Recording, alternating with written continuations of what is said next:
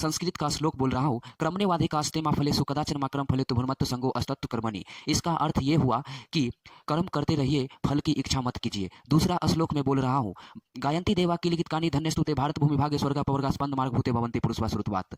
तीसरा बोल रहा हूँ, हिरण्मयेन पात्रेण सतस्यापीत मुखमा तत्पुषण पाविर्नो सत्य धर्माय दृष्टियते अनोर्नियान महतो मह्यान आत्मस्य जंतो निरितो तम क्रतु पश्यते बीत सुको धातु प्रसादन महिमान मात्मना। आप, मैं आगे आगे बोल रहा हूँ, आप पीछे पीछे भी नहीं बोल पाएंगे। हेलो एवरीवन, आज की इस वीडियो में हम दो बुक आपके सामने लेकर आया हूँ। इन दोनों बुक के बारे में आपको मैं थोड़ा सा बतला देता हूँ। एक बुक है सही हिंदी सुंदर हिंदी। जिस प्रकार अपने चेहरे को सुंदर बनाए रखने के लिए मेकअप की ज़रूरत होती है, उसी प्रकार हिंदी विषय को सुंदर बनाने के लिए इस बुक की ज़रूरत होती है।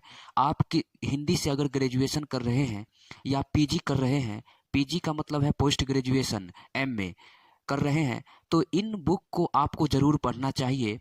हिंदी पढ़ने के साथ साथ में अलग से हिंदी ग्रामर की भी ज़रूरत होती है, क्योंकि हम लोग बोलचाल के भाषा में ग्रामर पर ध्यान नहीं दे पाते हैं तो चल सकता है, लेकिन जब आप शुद्ध और अशुद्ध पढ़ेंगे तो उसमें शुद्ध और अशुद्ध की मिस्टेक हो सकती है। इसलिए इस बुक में पूरी तरह ग्रामर को कवर किया गया है और हिंदी को सुंदर बनाया जा सकता है इस बुक को पढ़ने के बाद में।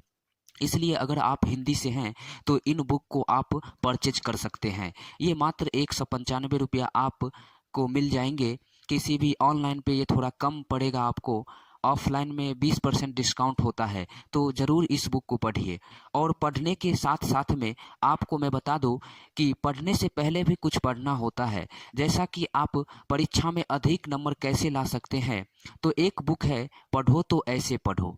आपको पढ़ने से पहले ये बुक पढ़ना बहुत ज़रूरी होता है। मैं कहता हूँ कि बच्चे को जब से हिंदी पढ़ने आ जाए तो ये बुक उसको खरीद कर पढ़ने के लिए हर पेरेंट्स को दे देना चाहिए, ताकि वो पढ़ सके। पढ़ने के बाद में ये उसके मन में से शंका दूर हो जाएगी कि मैं कमज़ोर हूँ या वो तेज है। ये बुक पढ़ने के बाद में आपको पूरी जानकारी मिल जाएगी। इस बुक में मैं बता दूं कि इंडेक्स पेज में क्या क्या दिया हुआ है। पढ़ने के बाद में जो हम भूलते हैं, इसका भी समस्या इसमें दिया हुआ है। फिर आप उस तरह से पढ़ना स्टार्ट करेंगे कि किसी भी होमवर्क को आप याद करेंगे या किसी भी कुछ भी याद करेंगे तो आपको ज़्यादा देर तक याद रहेगा। मैं कहता हूँ कि मैं संस्कृत का श्लोक बहुत सारा याद किया हूँ। जैसा मैं 2-3 आपको बोलकर सुना रहा हूँ। यहाँ पे कोई बुक नहीं है। जैसे मैं संस्कृत का श्लोक बोल रहा हूँ, क्रमणेवाधिकास्ते मा फलेषु कदाचन मा कर्म फलेतु भूर्मत्व संगो अस्तत्व कर्मणि। इसका अर्थ ये हुआ कि कर्म करते रहिए, फल की इच्छा मत कीजिए। दूसरा श्लोक में बोल रहा हूँ, गायन्ति देवा किलिकितकानि धन्यस्तुते भारत भूमि भागे स्वर्गा पवर्गा स्पंद मार्ग भूते भवन्ति पुरुषवा श्रुतवात्।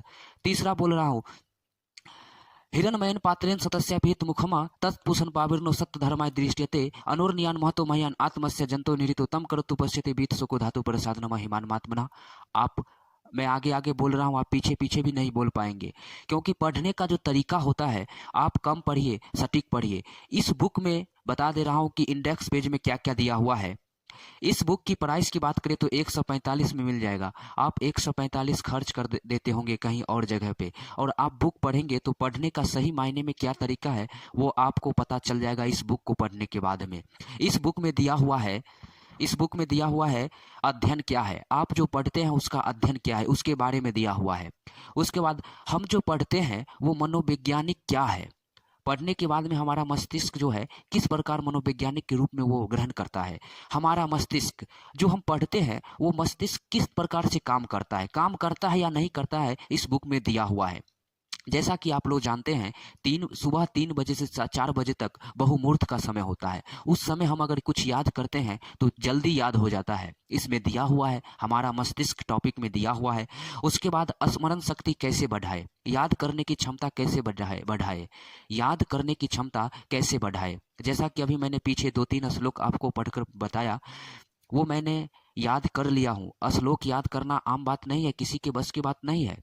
श्लोक तुरंत याद कर लेगा। संस्कृत बहुत हार्ड सब्जेक्ट होता है। आप लोग जानते हैं कि हिंदी संस्कृत से ही निकल कर आया है, तो संस्कृत, इसलिए मैंने हिंदी से एमए कर रहा हूँ अभी वर्तमान में। हिंदी से संस्कृत से हिंदी निकला है और हिंदी आसान है, संस्कृत हमें बहुत कठिन लगा। हालांकि मैंने पढ़ा हूँ, मैट्रिक तक तो हर विद्यार्थी पढ़ते ही है। उसके बाद है मस्तिष्क का व्यायाम। पढ़ते हैं तो हमारा मस्तिष्क का एक्सरसाइज होता है या नहीं, ये दिया हुआ है। पढ़ो तो ऐसे पढ़ो, इसका एक टॉपिक ही है जो कि इस मेन पृष्ठ पर आपको दिख रहा है, इसका एक टॉपिक ही है, पढ़ो तो ऐसे पढ़ो। उसके बाद जो क्लास में हम बैठते हैं उसके उसके बारे में भी दिया हुआ है इसमें। उसके बाद परीक्षा की तैयारी कैसे करें उसको भी दिया हुआ है। परीक्षा के दिनों में कैसे तैयारी करें, जैसे बहुत सारे लोग मैट्रिक की परीक्षा हो, इंटर की परीक्षा हो, लोग घबरा जाते हैं कि क्या होगा नहीं होगा, डर के मारे वो बहुत डर जाते हैं।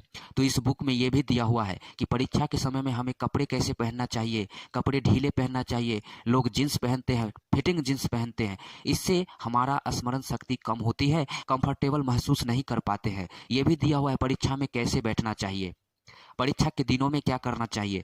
9 अध्याय है, इस 9 अध्याय को मैंने पढ़ा हूँ।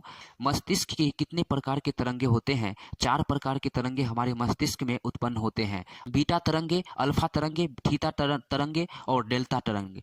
इन सब के बारे में इस बुक में दिया हुआ है। मेरे हिसाब से जो जरूरत लगा है वो पढ़ लिया हूँ। जैसे आप लोग जानते हैं कि मस्तिष्क की तरंगे कितने प्रकार के होते हैं, तो जैसे इस बुक में एक दिया हुआ था कि आप कंसंट्रेट कैसे करें। पढ़ने के समय में बहुत सारे विद्यार्थी कंसंट्रेट नहीं कर पाते हैं, पढ़ रहे हैं यहाँ और ध्यान कहीं स्कूल कॉलेज ट्यूशन या कहीं शादी विवाह में गए हैं वहाँ ध्यान रहता है।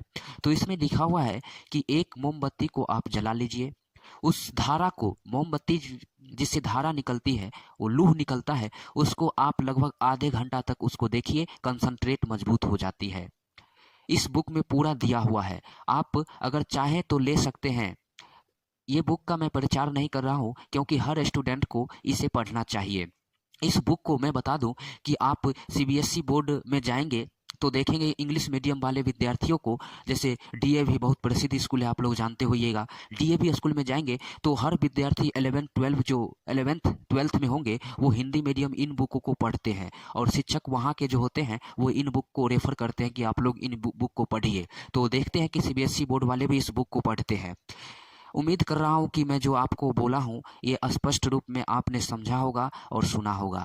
वीडियो देखने के लिए बहुत बहुत धन्यवाद। अगर आप चैनल पर नए हैं तो चैनल को सब्सक्राइब कर लीजिए और बेल आइकन को दबा दीजिए। आप एक सब्सक्राइब करेंगे तो हम मेरे लिए मोटिवेट का काम करता है, इसलिए आप नए हैं तो चैनल को सब्सक्राइब कीजिए। बहुत बहुत धन्यवाद। जीवन में खुश रहिए, क्योंकि कहा गया है हंसते दिलों में गम भी है, मुस्कुराते आंखें कभी नम भी हैं। दुआ करते हैं आपकी खुशी कभी न रुके, क्योंकि आपकी हंसी के दीवाने हम भी हैं। तो खुश रहिए। आज की इस वीडियो में इतना ही। नमस्कार।